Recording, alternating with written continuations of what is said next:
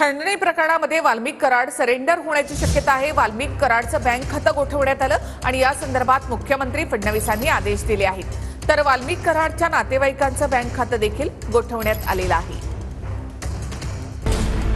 मुख्यमंत्री फडणवीसांच्या आदेशानंतर वाल्मिक कराडची बँक खाती गोठवली। वाल्मिक कराडच्या नातेवाईकांचं देखील बँक खातं गोठवण्यात आलं।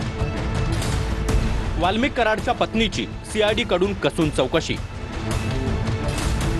प्रकरणाच्या तपासासाठी सीआयडी कडून 9 पथकं तयार करण्यात आली आहे। यामध्ये 150 पेक्षा जास्त अधिकारी आणि कर्मचारी आहेत।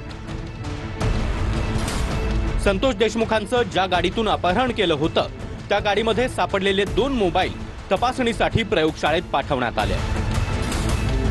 हत्या प्रकरणातील सर्व कॉल रेकॉर्ड, व्हॉट्सअप कॉल हे सर्व तपासण्याचं काम सीआयडी कडून सुरू आहे।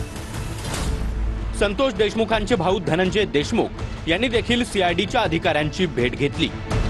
जे माझ्या भावाची हत्या झाली त्या भावाच्या हत्येमध्ये जे कोणी कटकारस्थान केले, जे कोणी सह आरोपी आहेत त्यांना 100% शिक्षा झाली पाहिजे की मी पहिल्या दिवसापासून म्हणतोय, आता पण म्हणतोय आणि कधी पण म्हणणार। आणि न्याय भेटल्याशिवाय मागे सरकणार नाही। न्याय मिळेल। TDR बाबत आम्ही विचारलं, ते सगळं तुम्हाला उद्या बोलतोच म्हणते, म्हणजे माहिती देतो उद्या। बीडचे खासदार बजरंग सोनवणे यांनी देखील पोलीस अधीक्षक नवनीत कावतांची भेट घेतली आहे। नवीन वर्षाच्या 2 तारखेपर्यंत यांनी जर काही नाही झालं, आरोपी अटक नाही झाला, तर 2 तारखेच्या नंतर मी काय माझं उपोषण जी करणार आहे ती कधी करणार आहे, कुठं करणार आहे, ही काळ वेळ मी ठरवणार आहे आणि तुम्हाला डिक्लेअर करून सांगणार आहे। खंडणी प्रकरणातील आरोपी वाल्मिक कराड हा पोलिसांसमोर शरण येण्याची शक्यता आहे। संतोष देशमुख हत्या प्रकरण आणि वाल्मिक कराड खंडणी प्रकरणी सीआयडी कडून तपास सुरू आहे। खंडणीचा गुन्हा दाखल झालेल्या दिवशी वाल्मिक कराड उज्जैनमध्ये होता।